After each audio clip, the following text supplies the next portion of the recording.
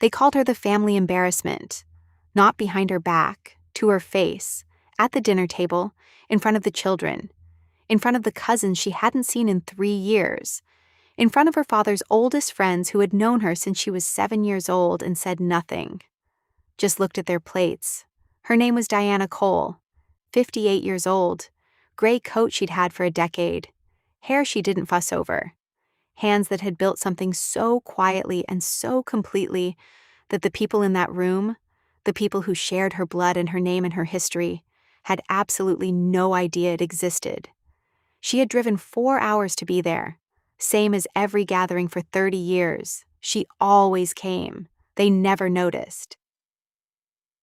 The Whitfield family home sat on 3 acres outside of Ashford.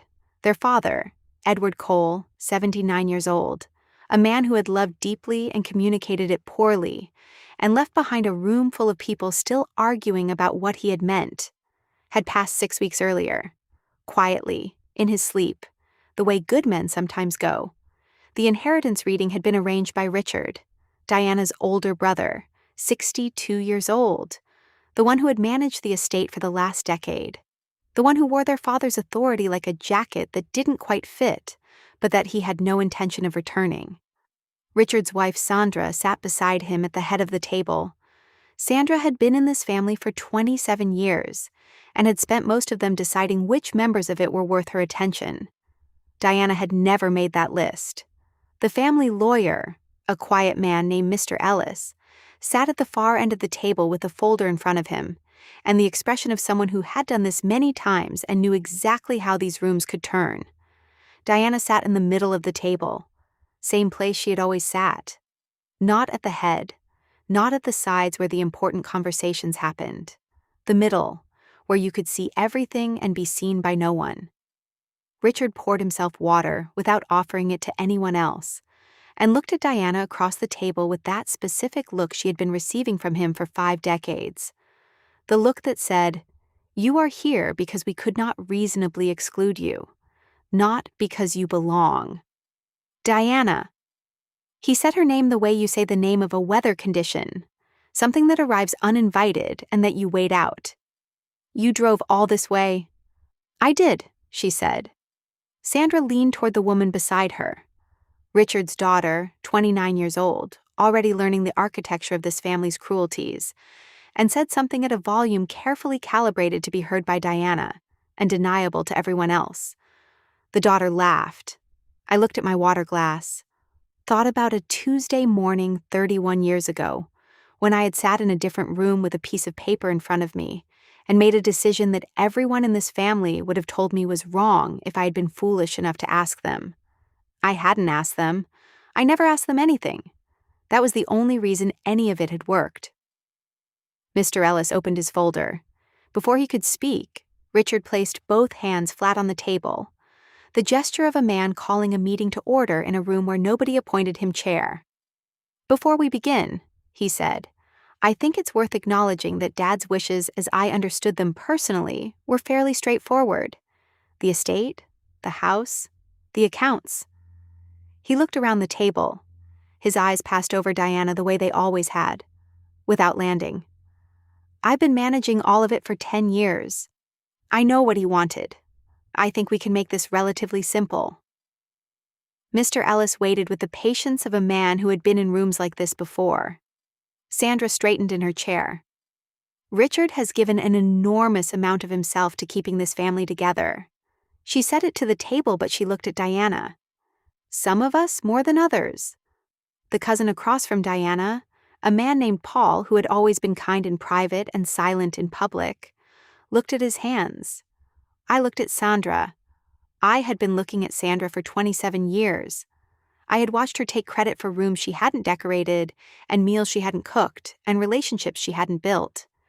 I had watched her manage my brother's perception of our entire family with the quiet efficiency of someone who understood that the person who controls the story controls everything. I had never tried to control the story. I had been too busy writing a different one entirely. Richard leaned back in his chair and looked at Diana with the expression he reserved for conversations he considered beneath him but necessary.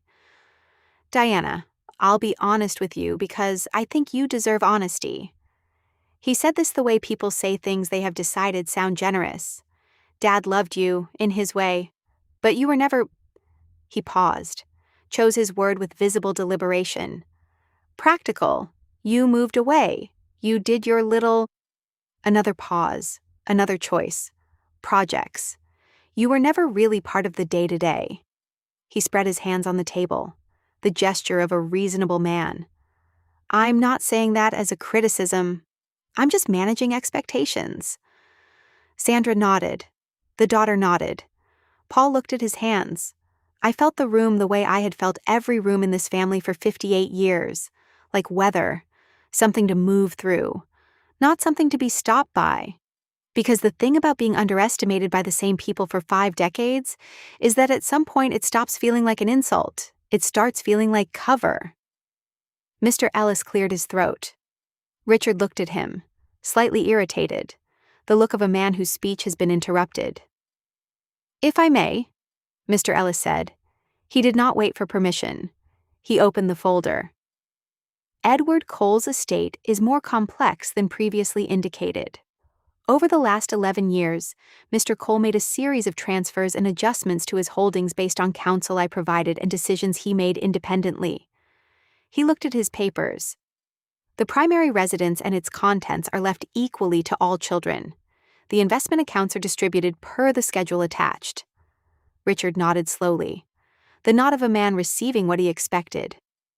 However, Mr. Ellis said. He looked up, looked at Diana. Mr. Cole also left a letter, to be read aloud, at his specific request. Richard's nod stopped. Mr. Ellis unfolded a single page. Read. Edward Cole had not been a man of many words. The letter was short. He wrote about a morning 31 years ago when Diana had come to him alone, without asking Richard, without asking anyone, and had shown him a business plan on 3 sheets of paper that she had written by hand because she couldn't afford to have it printed. He wrote that he had given her $11,000 from his personal savings account. He wrote that he had told no one. He wrote that Diana had paid him back within 18 months and had asked him never to mention it. He wrote, I watched her build something in silence that none of the rest of us had the courage or the patience to attempt. She never asked for credit. She never asked for acknowledgement. She just worked, every single day, without asking anyone's permission or anyone's opinion. He wrote, I was prouder of Diana than I ever told her. That is my greatest regret. Not the money, not the estate. That I let other people's voices drown out what I knew to be true about my youngest daughter. He wrote, she doesn't need anything I'm leaving behind. She never did. But I want the people in that room to know that. Mr. Ellis folded the letter. The room was completely silent. I looked at my water glass. Did not look at Richard, did not look at Sandra, did not look at anyone. Because I had not come to that room for this moment. I had come because he was my father. And I had loved him, even when it was complicated, even when it cost something. That is what you do with the people you love. You show up, even when they don't know how to show it back. Richard said something. I don't know what. I had already begun the process of not being in that room anymore. I picked up my gray coat from the back of my chair, stood, nodded at Mr. Ellis, walked to the door. Paul caught my eye as I passed him. Something in his face. Something that looked like it had been there for a long time and had finally found a moment to show itself. I put my hand briefly on his shoulder, kept walking. Outside, the air was cold and clean and indifferent to everything that had just happened in that room. I sat in my car, did not cry, did not feel the particular satisfaction that people imagine you feel in these moments. Just sat. Thought about $11,000 and 3 handwritten pages, and a father who saw me clearly even when he didn't know how to say so. Then I started the car, had a company to get back to. 412 employees who needed Monday morning to arrive with someone at the wheel who knew what she was doing. I had never missed a Monday. I had no intention of starting now. Tag someone in your life who showed up every single time and never once asked to be seen. They need to know someone noticed. Nobody knows. New story every week. Subscribe before the next one starts.